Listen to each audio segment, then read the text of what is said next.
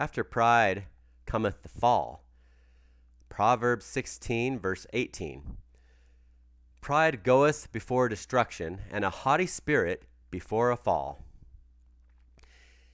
And speaking of humility, although the name Benedict Arnold has become synonymous with the word traitor, most people don't know some key aspects of his history. His first wife, who he had 3 children with, died at a chrono of only 30, just 17 days after his father in 1775, and he'd submerged himself in military service. Likely, his reason for taking such courage in war was his broken heart, that he felt he didn't have much more to lose, and the suffering of losing the love of his life, for some of us, may actually be worse torture than death, at least until we heal. We've been told time and time again the United States military and government neglected to give him credit where credit was due, although he was a war hero. And although he wasn't perfect, his heroic efforts saved the United States over and over again. But he was neglected over and over again, and feeling neglected, he resigned in 1777, after Congress promoted 5 junior officers above him. George Washington urged him to reconsider, and he rejoined. He was placed under General Horatio Gates, and they banged heads with mutual disrespect.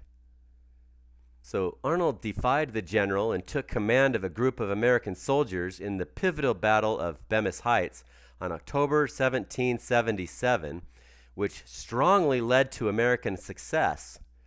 Within 10 days, the British surrendered, which convinced France to join the war on the American side.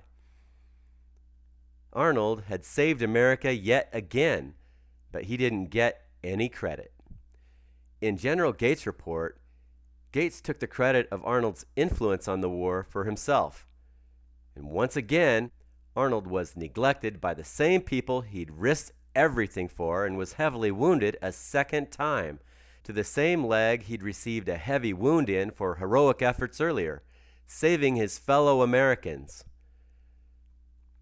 While his leg was healing again, he accepted the position of military governor of Philadelphia in 1778. As a war hero, he was also trusted with a tremendous amount of money. What most people have not heard is the truth about what happened with all that money he had been entrusted with. He was already being accused of being a traitor because he lost all the money he'd been entrusted with. And although he wasn't perfect, it wasn't all directly his fault, because his young wife spent every bit of it behind his back, leaving him nothing to show for it. And like a perfect gentleman, according to his diary, he refused to expose his wife to the anger of the public. Instead of telling the public what she'd done, he chose to take all the blame himself.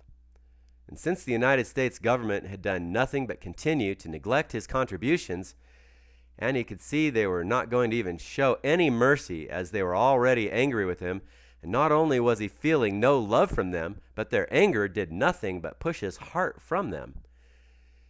There are lots of reasons for division. Most of the time, people break away because they feel like they're better off. The heavy debt over his head was a big part of his decision-making to switch sides and join the British by September of 1780. The irony of Arnold's decision to abandon the American cause with treason is that the news of his treason reignited the morale of the American patriots to win the war. After the British lost the war in 1783, Arnold resided in England until he died in 1801 at the chrono of 60. The British continued to have mixed feelings about him, while his former countrymen despised him. I do not despise him. I despise those who abused him, including his beautiful young wife, whose spending habits helped push him beyond his capacity and helped seal his fate. How many men today would trade everything for a beautiful young wife? the fate of a man who would rather be a gentleman than expose his beautiful young wife. My source is a friend who has a copy of Benedict Arnold's personal diary. He has been accused of co-conspiring with his beautiful young second wife, Peggy Shippen, who he'd only just recently married, but really, he just neglected to expose her. One of the fastest ways to heal a broken heart, although it's one of the most dangerous ways, is to fall in love again. His new wife came from a wealthy family with loyalist tendencies, and evidence shows the idea of switching sides was initiated by Peggy. In any case, Peggy and Benedict Arnold decided to switch sides after she disappeared the money and he was catching a lot of heat. His true story is quite a lesson for us all, and we know he wasn't perfect. We enable so much chaos to continue if we don't nip things in the butt right up front. These are the facts I've gathered, but I'm not attached to however it happened. My personal opinion is, based on the behavior of many women I've had experience with, in my opinion, it could have happened exactly like his diary describes. But on the other hand, based on the behavior of many men as well, many of which are deceived by mere looks, dangerous things can come in beautiful packages. I know, because I've been fooled too. And he could have just allowed it to happen and just let her do it, and remained in denial with his own cognitive dissonance and being blinded by love. Truly whipped. But after taking a deeper look and obtaining a deeper understanding, I won't be using his name to represent a traitor anymore. It's obvious he was far too used and neglected by our own government for that, let alone in real trouble with love, which evidently caused his downfall. He definitely lost balance after his first wife died, and the neglect on top of that didn't help him recover. Nature seeks balance. Perhaps he remarried to heal his heart, regain his pride and balance, and his new young wife with loyalist views had enough pride to bring the both of them down. Again, after pride cometh the fall. We really need to gather all the facts. The more facts, the better we can judge the situation. This is why I'm also willing to help George Soros and the Rothschilds, to help them find their way, if possible. We've all got to bend the knee and change. We've all got to do it. No one's immune from what's happening here. I've just tucked my head between my own legs sometimes and prayed with some of the stuff I've been through. I hope and pray I even survive this thing. It's true. I've been through a lot of personal growth. Some things are worse than death. But how many of you who've dealt with such things have been taught to persist and endure through it? I've been through some big trials. It's how I know this stuff works, but I've been prepared prior to each one. It's made it much easier understanding this. We're all strong enough. It's just a matter of beginning to collect your gold nuggets. Just begin to eat the fruit of the tree of life. If you can start, which starts with being willing to even learn and to let the love in your heart have the space to grow, start with making a firm decision to do it. I don't know how many George Soros types will hear this, but for those who do, I hope they realize, wow, we've asked for someone to change the system, and this is a guy who's finally risen up to help show me how. He must have been put through hell, because no one in history has been able to clearly show us how to do it. And it's true. I've been through hell to do this. I have no fear of death. There's much worse things than death, I can tell you a lot more about that, but not right now. That's one of the reasons I'm speaking up, because I've learned a lot from all that. Revelations chapter 3, verse 19. As many as I love, I rebuke and chasten. Be zealous, therefore, and repent. If I didn't care, I wouldn't have dedicated so much time and energy to put all this together for you. Verse 20. Behold, I stand at the door and knock. If any man hear my voice and open the door, I will come into him and will sup with him, and he with me.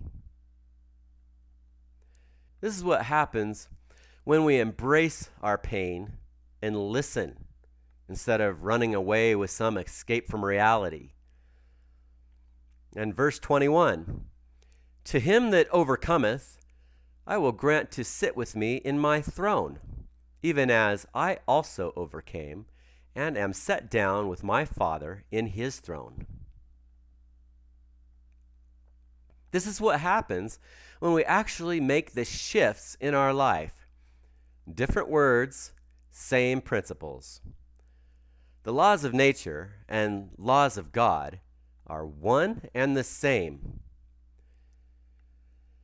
Whoever's listening, I want you to know I love you all. I have a special place in my heart for all kinds of cultures. And one thing I know is the Muslim community is the most least understood and is perhaps the most dangerous to misunderstand. For those of you who are listening who have heard lots of other things said about that community, they need us to give them a lot more love and understanding than what we've been giving them, that's for sure. I just had a conversation with a brand new Muslim friend yesterday who I was able to share some of the insights of what I've discovered as I've studied the history of their culture, with the history of Muhammad. And he shared something with me. He said that Muhammad, in his original writings, that he also had women's rights too in the very beginning. And I said, that doesn't surprise me one bit. This is a program that everyone can feel safe with. When you apply correct principles, you can't go wrong. I don't think that we all have to agree on every aspect of everything right now. But the point is, it appears that we've only had it half right. Notice how I worded that? At least that's a glass half full, not half empty outlook. And that shows us our potential is much greater. What kind of society will we create if we fill up the other half of our glass? We'll have an amazing utopian society. It's time. If we finally have the basics of love God and love your neighbor down, the basics of that will be awesome. When do we do that worldwide? Because when we do that worldwide, we will have world peace. We will conquer disease and establish peace at the same time, because they go together.